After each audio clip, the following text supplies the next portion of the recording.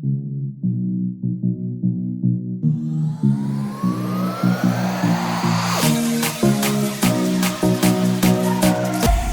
right, everybody, welcome to the RocketX podcast. I'm your host, Victor Rancour.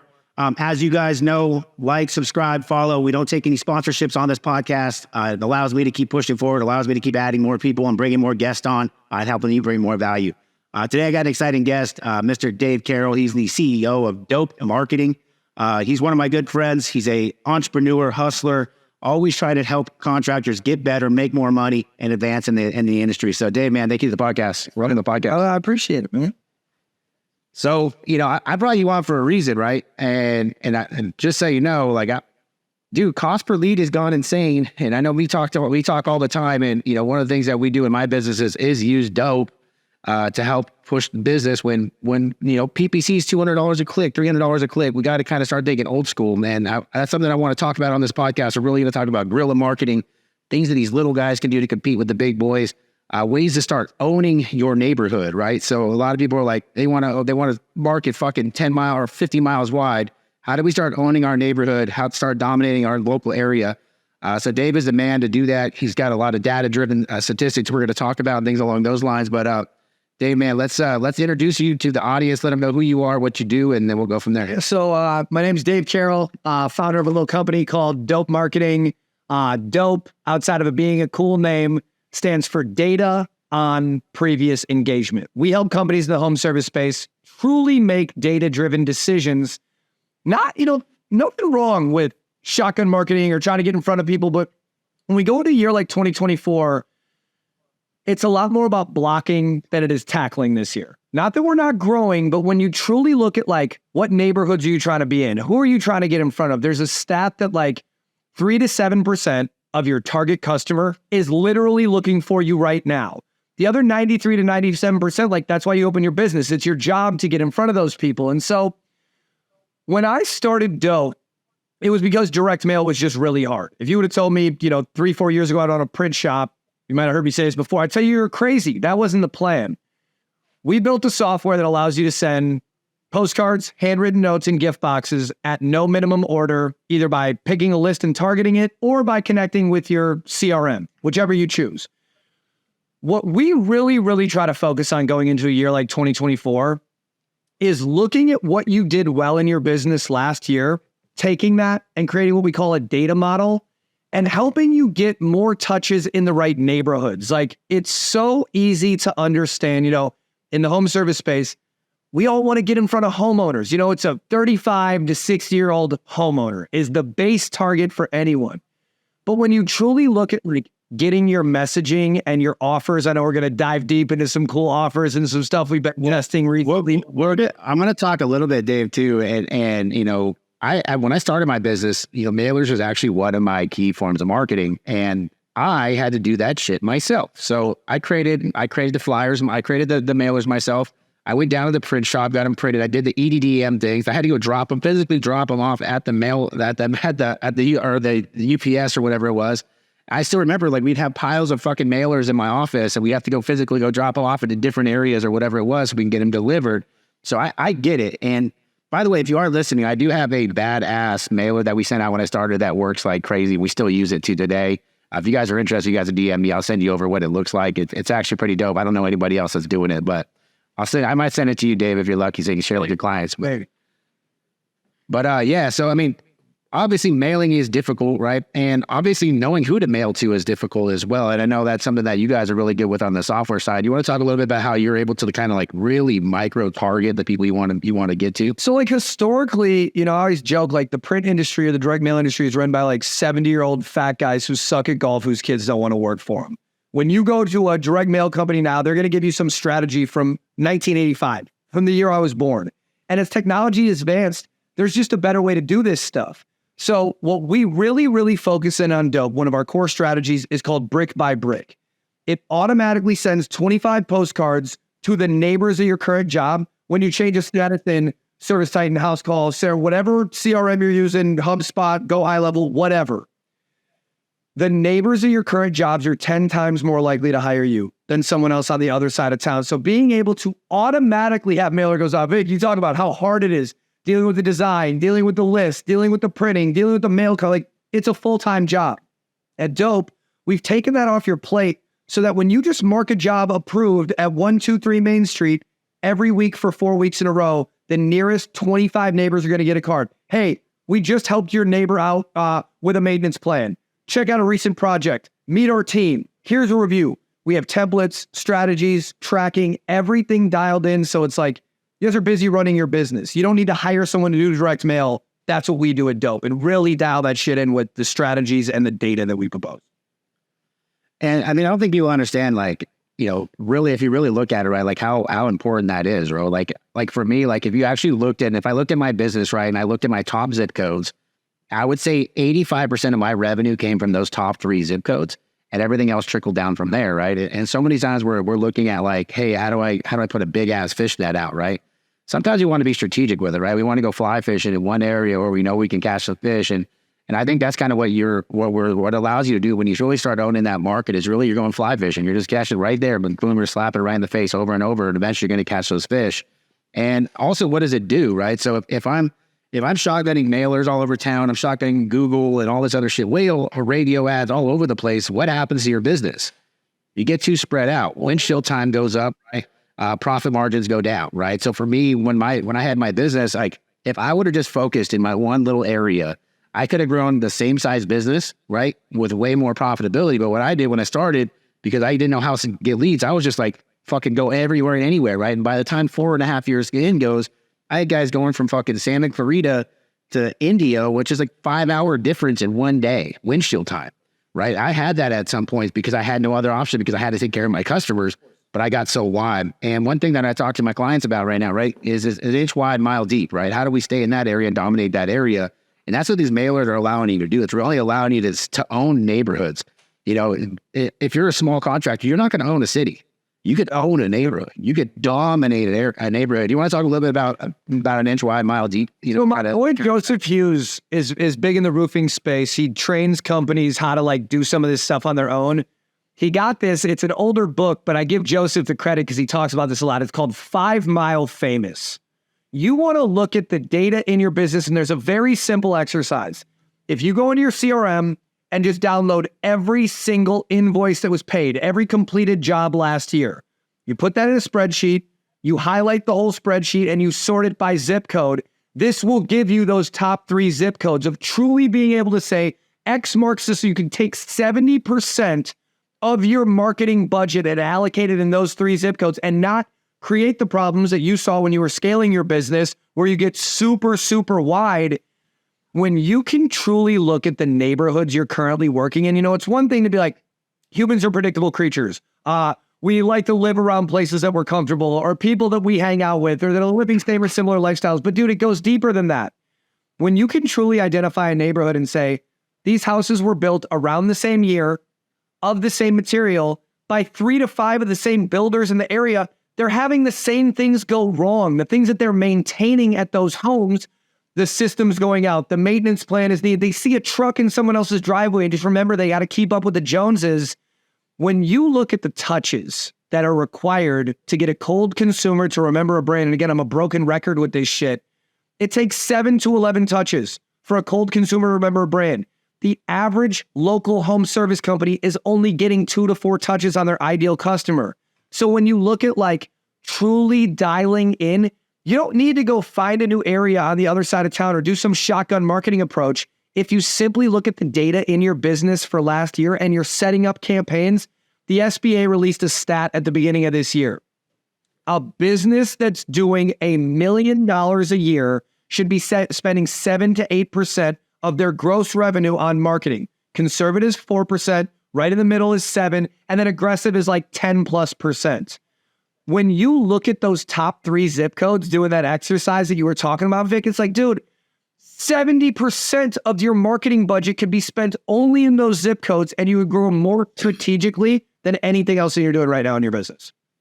And circle back, if you are my client, it's 6 to 8%. You go over that, I might slap you, just so you know. I try to, obviously, if your marketing spend getting that high, it's usually because your conversion sucks. But anyways, we'll talk about that. And we also do want to talk about, right, like the people that have already done business with you, the people that are in that area are more likely to spend, as much or more money. Or like, hey, if I go to that neighborhood, I said, well, we did this for for Dave down the street. This is the system that we did. Far more likely to do it. Or imagine, if you got your guys in the same neighborhood all the time, they already know the layout of the home. They already know how to do that job. It's not like they're doing some random shit every day. Like, hey, I've already worked on this house. I've already done it. Even that becomes more predictable, right? And these are things that, I talk about, but there's other ways, obviously, to guerrilla market, right? Like, obviously you want to get yourself out there.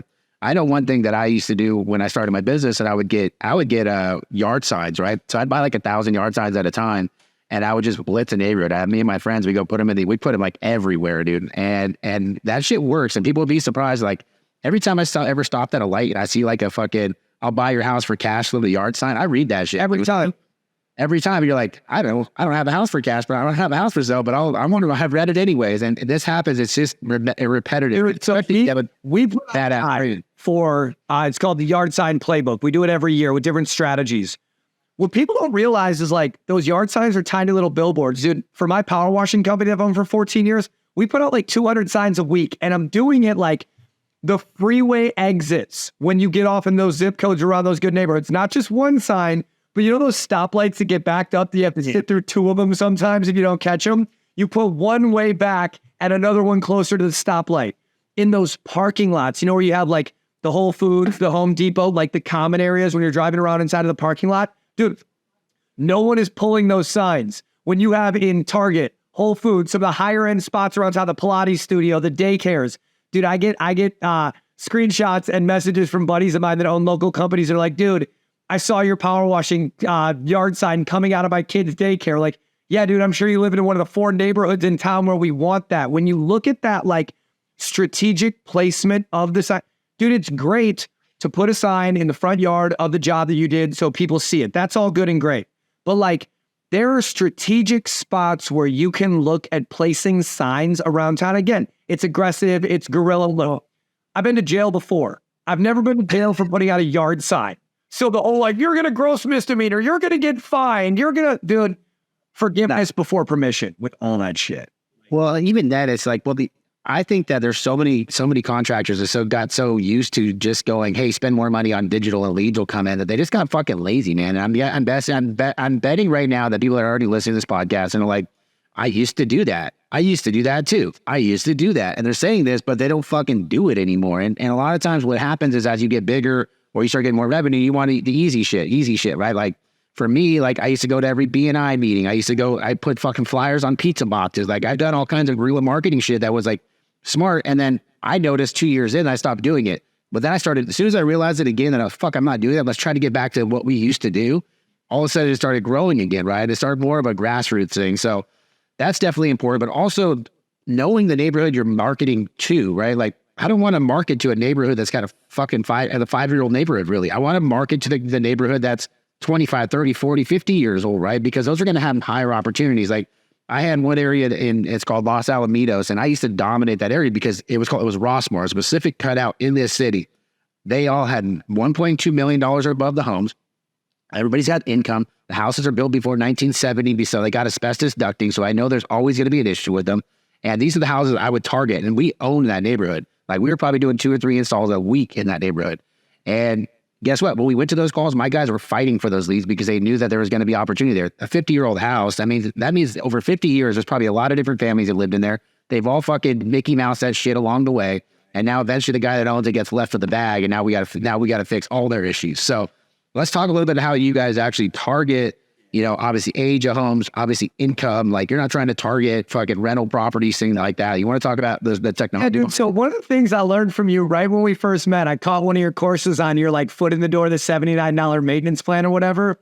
So one of the things that I love about the HVAC electric plan, so you look at the size of a home. Everyone wants to talk about income. How much money does someone make? Can they afford my services? Oh, dude, as long as they can afford the home, that's all that matters. So when you think about targeting all this like age of the homeowner, how much income do they make, how many kids do they have, do they have a dog? You can get deep like that.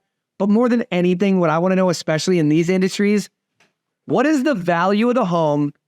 How many square feet is the home? Because to your $79 tune-up plan, Dude, if you drop the cost of your maintenance plan or your repair plan at an offer and you only target homes over 15 years old that are over 4,000 square feet, what do we know about a home over 4,000 square feet and under 4,000 square feet? Well, it's going to have multiple sisters and they got a lot of cash. And we know that we don't want the homes that are 5 years old over 5,000 square feet because nothing's fucking went wrong yet. But the guy that got left with the bag that has the house built in the early 90s, the late 90s, the early 2000s, like all of that stuff, there's still these big, beautiful custom homes. But if you can use an offer to get your foot in the door around a tune-up, a duct cleaning, just something under $100, so they say, yes, I need that. We know your technicians can sell. We know you're using RP1 to do your follow-ups with your texting and your automated everything, but like you're not using a shotgun approach to say, I'm going to hit thousands of people and hope that the good ones come in. You're only going to focus your messaging and your marketing dollars on the homes that are more likely to have a higher ticket, which one really easy strategy, 15 years old, over 4,000 square feet. I want to see a tiny little billboard, a postcard in the mailboxes of those homes every week, if not every other week, for the entire season these things are going through. You're working in the area. They saw your truck. They saw your guy at the gas station in their hoodie or their uniform. They saw the door hanger. They saw the Facebook ad, like all these different things where it's like, well, let's talk about that a little bit too. Like, you know, even your marketing on, like, say you're seeing social media ads, like you can geofence these neighborhoods as well with this. So you can take your Facebook ads, you geofence those neighborhoods, and we literally advertise the same ad that you're putting in their mailer with the same offer, same everything.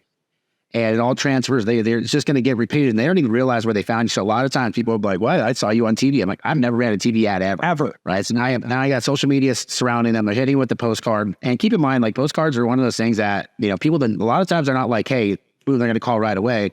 They take that postcard and they set it aside. Right? They set it aside. They put it in the drawer.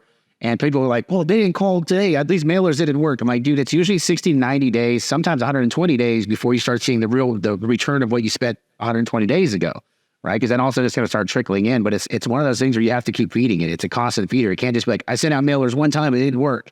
That's just not how it works. Dude, we saw this. It was actually a leadership meeting I was in this morning with our design team. We created this campaign for a plumber that was like, save this card for when your toilet's clogged. You might not need it now, but you're giving them a reason to hang on to something. You hear people say like, oh, I put that in my drawer, or I put it away. It goes back to that stat. Only 3 to 7% of your target customer is looking for you right now. But how are you using the data in your business to stay focused on the people that are more likely to convert? Give them something and educate. You might not have this problem now, but hang on to. So something that we're rolling out already going into this month. Well, we come and say Victor, what is an offer that you would let a customer claim at any time that would never expire? You, dude, drop that thing you told me yesterday with the dude. This is killer. Okay, so, you know, obviously at RP1, we're always trying to figure out a way to reactivate our customers. How do we get in front of them? And I was sitting there and I'm going through and I'm trying to think like, I was at my own house. So I'm at my house, I'm looking at my electrical panel and I was trying to figure out what's powered what, because I got a new surround sound that's going in where I'm at in my basement right now. And I'm trying to figure out what is what, and I couldn't figure it out. And then it clicked to me like, dude, how can I get my electrician in the house? Well, dude, everybody you could ever think of, like if you ever own a home, your panel isn't labeled, right? If you have an old panel in your house, you don't know what goes to where. So we started running electrical panel offerings. So it's like $199 or $299 will come out and label your electrical panel. So it actually gives you access to every single electric outlet in the house, the entire home. You get to check the entire panel, and it's actually working. So we're actually starting to get lead after lead after lead for electrical companies just to do electrical panel labeling. Now they're going out there. Most of the time, if the panel isn't labeled, it's an old panel, right? And then at that point, you just have to teach your guys a process to upsell. But yeah, I had an electrician, literally, he's done more revenue since we launched that in the last 3 weeks than he did the entire year. So, dude, I was thinking about this yesterday. So, like, one, that's fucking brilliant. And I'm like, how can we take this even further? So, you know, at Dope, we do that new home buyer feed. You can give us zip codes in your area or a radius. We can put a mailer in the mailbox every single week of the people that bought a home over a certain amount. If that's the offer, change. Yeah. Who knows about their electrical panel when you just bought a home? Like, we just bought our home back in November. I look at the electrical panel, and it's in fucking Chinese. Like, I can't read any of it. I don't know. Someone told me today, they'd come out for $299 to do that. I'd be like, boom, come out today. Let's do this. Now, today, right now. Yeah. And now it opens up the door of your whole checklist, anything else you can service. Because that's another thing, dude. When you start thinking about, like, what you're paying for a lead. We were talking yesterday and even a little bit today on, like, fair to say that everyone watching this live, replay, whatever, the cost of a Google lead has gone up dramatically over the past 2 years. Well, it's because it got so easy. Vic, you were talking about this earlier. I could stop doing all the shit that I had to spend time on, my most valuable currency, because I could just plug $20K a month into Google and it all came in until everyone realized how easy that was. Now it got more saturated. So when you go to that targeting and you look at dialing something in, your cost per lead, something that I don't think a lot of business owners are looking at, it's not, I spent $4,000 on this campaign, I made back 3,300, that was a loss. What's the lifetime value of that customer? How many times are you able to service them, to use RP1 to follow up with them, to stay in touch, to ask them for reviews, referrals? Like, that lead is so much more valuable. And now, dude, any home service company can tell you last year, the year before, 5 years ago, what's your number one lead source? It's Google. Like, I can target an area, I can get these leads coming in. Now it's like, when you go to that concept of the 5 mile famous, and instead of paying 4 times more for a Google ad than you were last year, taking those dollars and getting more touches in those neighborhoods that you're working in, it's a no-brainer. Well, you have to understand, like most contractors, they don't do anything with their database. They don't leave a follow-up. And I think one of the biggest things that, I talk to my clients about all the time is actually understanding your data and actually collecting it. So like I talk when I owned my business, or when I owned Absolute, I would tell my technicians, like, I'm paying you to go collect data for me. I need every piece of data. I need to know the water heater age. I need to know the AC age, the furnace age. I need to know what the ductwork looks like. I'm like, that's part of your job. So when they left and they didn't do their checklist, I said, well, I'm sending you back there to do the damn checklist because the data matters to me more than that call. That first time, I need to know how to actually micro-target my customers. Hey, if I know they got bad ductwork, I'm going to send them a text message, emails, mailers from ductwork. Hey, if they have bad furnace, I'm going to hit them with furnace stuff. They have a bad AC, a bad water heater. If I know this stuff, I can really get micro targeting with my marketing, because marketing is one of your biggest expenses every fucking month. How do I make sure that my marketing matters? My marketing's hitting the right people. Hey, if we offered them an air scrubber every freaking time we went out there, I'm probably going to hit them a text offer for an air scrubber. Say, hey, we have a spring freaking fresh air special, or we're going to hit them with the postcard. We have a spring fresh air special. We have an air scrubber that's a whole house purifier for this much, right? And these are things that most contractors don't pay attention to, especially the small guys. They can't figure out why it can't grow. They're chasing new money. They're not paying attention to the stuff that they already had. They're not following a damn process. Like, if you don't have a process on every single call you go to, I have a process for how I run a tune-up. I have a process for how I run a warranty call. I have a process for how I run a estimate. I have a process for how I run a no-charge estimate from the radio ad. Like, I literally target it down to, I teach my guys, like, every lead source is different. A mailing lead is different than a Facebook. Period. There's just things you have to understand and learn. And these are like what makes people professional. These are what makes businesses grow. Some businesses grow and some don't. Well, it comes down to you as the owner getting really granular for what you want, how you do business, how we market.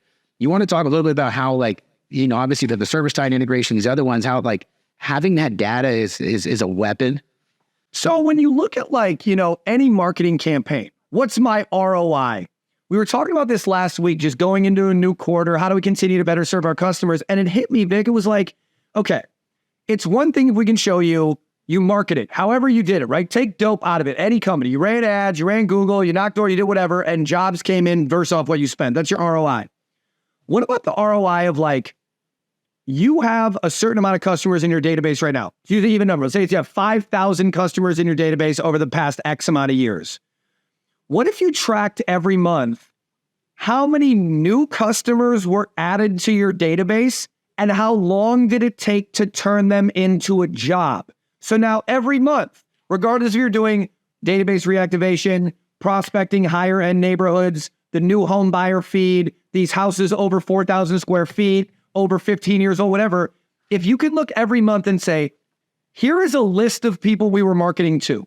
Out of this cold list, here's how many turned into a lead in my CRM, but then you're tracking this and you're actually seeing, how do we turn these people into a job, and how do we track that job? How long does it take from showing them a marketing message to truly tracking them and getting into how we can actually turn them into a prospect? And how long does it take? It's turning your brain on to a different form of tracking, because it's not just, I spent $1,000. What did I make off that $1,000 in this short amount of time? I always ask business owners, Do you plan on selling your business tomorrow? Like, is that your goal? Because if not, you're in growth mode. If you can make to those systems you're talking about, Vic, like predictable growth. I put a list together of 1,000 customers that are not in my database. Over the course of 90 days, I got 100 of them to inquire about my services. And after that 90 days, this many turned into a job. It's the boring part of business that makes us successful, creating systems that are truly rinse, wash, and repeat. And how do you do that? You get your top zip codes. You look at your marketing dollars and your touches in those neighborhoods. You put on your checklist for your technicians or your follow-up systems. How many times can we touch these customers to get them into our CRM? And simply, how many new addresses did we add to our database this month? And how does that work month over month? We're also about to get into our busy season for HVAC, and I talk to people all the time about this, and people call in. Obviously, most of these companies they're not big enough. You can't take every call, right? But one of the things that we always did in my business is that we got the name, email, phone number, address, all that stuff up front before we ever let the customer know that we're too busy, right? And the reason we did that is because we want to take every call that comes in is a lead. I paid for it. I want to get them into my database, whether they do business with us or not. They are going to be in my database because I want to build it, right? So during the summer, I might get 200, 300 calls a day. All 300 of those end up in my database. We only ran 50 of them, right? We only were able to get to 50 calls. 250 were lost. Well, guess what? 6 months from now, they will forget what company ever came out to their house. They don't know who the fuck came summer. They don't know you from Adam, right? So now 6 months from now, I go hit them up for a furnace tune-up, right? They never did business. They think we're the company that we came out in the summer. We hit them up, we go to the furnace tune-up. Guess what? They already had a broken AC. We couldn't get out to the summer. Now the furnace is fucked up too. And we ended up selling those customers. And we would track that, how many of those people were never actually calls that ran that we turn into new business. And people don't look at this stuff. They just think like, oh, I can't get to it. They just have most contractors don't even have. They just go. They realize the little stuff they're missing out on. Like I had a call yesterday. I was talking to a guy and he's a concrete guy, right? He's doing about $1 million a year in concrete. And I'm like looking at his business and he's like, yeah, he's like, I missed 3 phone calls since I've been on this call. And I was like, so why don't you just hire someone to answer your phones? He's like, well, I don't know. That's going to cost you much money. I was like, how much money are you losing? And then I talked to him and he's like, yeah, well, look at my schedule. I got 9, 10 calls a day from my sales guys. I'm like, okay, so you should probably go hire another sales guy, right? Like what's, I'm just trying to understand what's going on. So you're letting 50% of your calls get lost on the front end. And then you're trying to have a guy run 9 calls a day when he's running all over town. What can he really do? I said, you got a $3, $4, $5 million business today if you change a couple of things. Like what's your booking rate? What's your closing percentage? I don't know. So these are things that like, they're very granular, but the contractors don't want to take the time to learn. They don't want to take the time to think about data or how do I do it?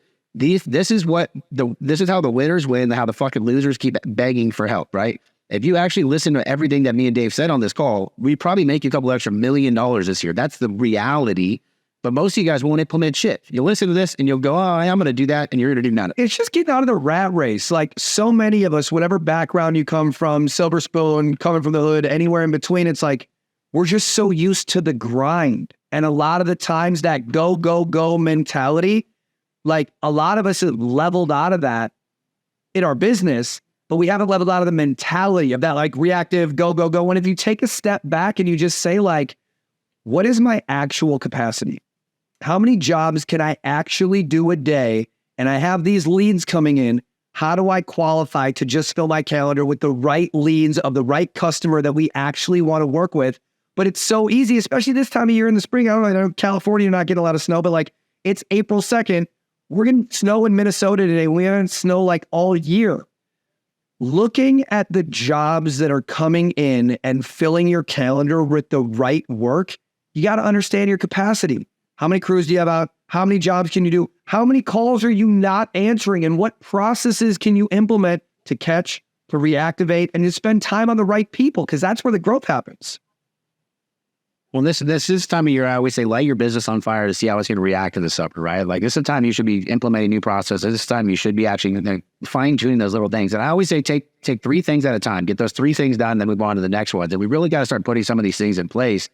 But even then, like, I have customers that, obviously on RP1, like I'm taking their customer days. They can't get a lead on the board. They can't get a lead from Google. They can't get a lead from Facebook. Nothing's working. But I take those customers in my database, and the first thing we do at RP1 is we scrub the data, right? So we got to get the data scrubbed. We want to get rid of, DNC shit, disconnected phone line, out of service area. Then we get granular, say, okay, what areas do you want to service certain time? Like, hey, what area do you really want to service? Hey, let's look at the map. We'll actually go in and look, hey, this is your number one zip code. Let's take all the numbers from this zip code, and we're actually going to start targeting them in RP1, and we're going to go after those calls, because then we can run more tune-ups per day, more calls per day. Those people are more than likely going to buy from us because they've seen us before, right? So we get granular with it for these companies, but some of them are like, I'd have never looked at it like that before. And I'm like, dude, you have a gold mine here. I had a guy yesterday at 5,000 people in his database. Every 1,000 or every 2,000 people in your database is $1 million a year just from the database. Okay. So every 2,000, 1 million. So if you got 6,000 in your database, you got $3 million that's just sitting there without ever spending another penny. That's just statistics. Okay. And now if I could turn that into money, what would happen to your business if you can cut your Google spend in half or whatever it is? Right? You don't have to go after new customers. And this is the power of data. This is the power of understanding business, understanding customers, and understanding how to really use that data. So, Dave, obviously, we can go on and on all day about data and all this other stuff. And, one of the things that, I really wanted to get on here before, obviously you've been doing this a long time. And I always ask one of my guests, what is the one thing that if you were to go back 5 years ago and tell yourself, what was one thing that you would have done different running your business? Obviously you had the pressure washing business. You've had other businesses in the past. What's one thing you would do if you went back 5 years? So what would you do differently than you are? Understanding that I can't help other people till I can help myself. And just some of the, I don't mean to get on too much hippie shit here, but when I really started looking at, focusing my time on being a better manager, on being a better owner, it's one thing to grow your business. It's another thing to grow as a person. And I think like a lot of us, I was very guilty of just being caught in the hustle, the grind, the race, the all of it. But dude, the simple shit that you can do during the day. And again, I won't go on the tangent about the cold plunges and saunas and Ivy, just whatever, but really dialing in and figuring out what time do you have to take for yourself during the day to get you right, especially as your business is growing and you have all these different people during the day that their one interaction with you will make their whole day or not. If you're being a reactive jerk asshole, letting everything affect you. One thing that really helped me, that I'm not a big guy on regrets, but if I could rewind anything, it would just be taking that time for myself in the morning to prepare myself for the day and all the people that depend on me. Because dude, I'm as guilty of it as anyone, of being all over the place, running, gunning, chasing squirrels, all that shit.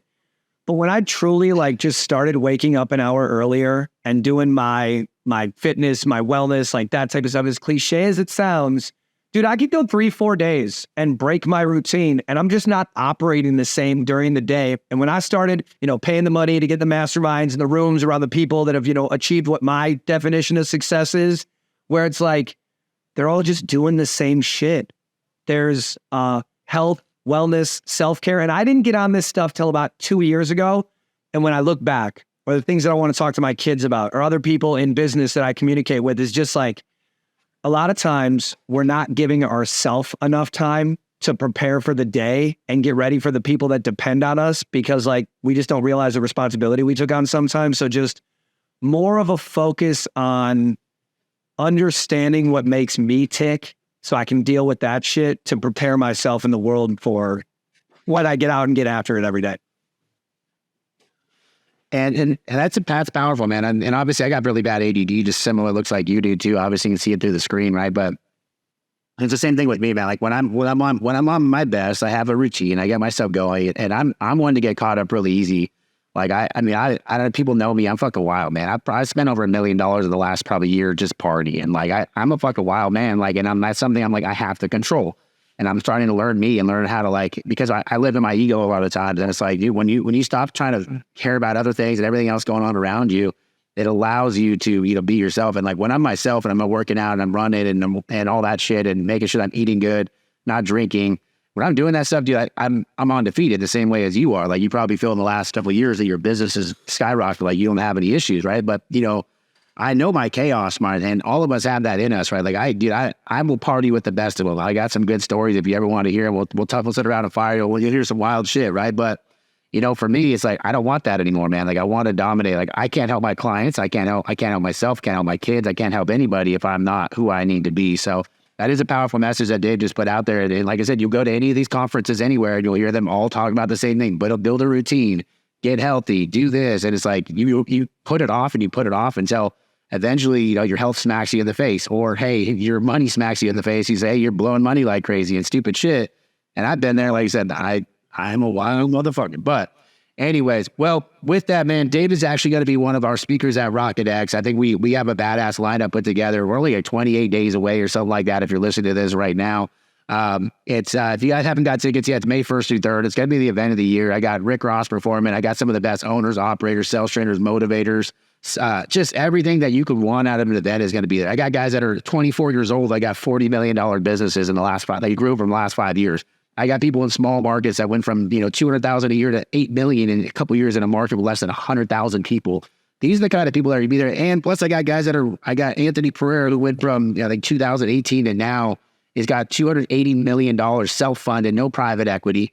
I got Wyatt Hempworth, who's on this pace to do $1 billion, right? He's over $500 million a year right now with Any Hour. These guys, like everybody from big to small, from all over different parts of the country, there's no excuses, right? Whatever the fuck you want to make happen is possible. Every one of these guys started with one truck, right? One dream, one opportunity, the same opportunity that everybody that's listening to this has. So get out to the event, go to callprofitrocket.com, get your tickets today. Don't miss out. It's going to be amazing. We're going to have a good time. And on top of that, like I said, the stage is cool, but the people that you meet outside the stage, meet at the after parties, meet, you know, walking in the hall. I picked a badass venue who literally can't go anywhere. We're all going to be in an ecosystem for 3 days. You're going to be around some of the best, you know, some of the influencers you've always wanted to meet, right? You've always wanted to rub shoulders with Tommy Mello. He'll be there. Dave will be there. I'll be there. Lance Bachman, freaking Ryan Stewman, just a bunch of different names you could think of, right? They're all going to be there. They're all going to want to help you. So go get your tickets. Don't hesitate. It's going to be a badass event. Come see Dave. Dave, question. If my audience wants to reach you, where do they go to either get a demo of what Dope Marketing does or how to reach you, start following? We're on social, Dope Marketing, or at dopemarketing.com. We got teams that are trained in specific verticals, strategies, CRM. So no matter what your business does, industry, vertical, how you're operating, big, small, like Vic said, anywhere in between, I'm the balding guy yelling and swearing about direct mail on the internet. If you type in Dope, you'll find us. Hey, and by the way, we got some badass stuff coming with RP1 and Dope. So if you guys are on each of them, we're going to start working together on some pretty dope stuff. So thank you guys for tuning in. I hope you guys enjoyed this episode. Make sure to like, subscribe, and follow us on YouTube. We got a badass lineup in season 3. So thank you guys. Always love the support. I'll see y'all soon. Later, bro.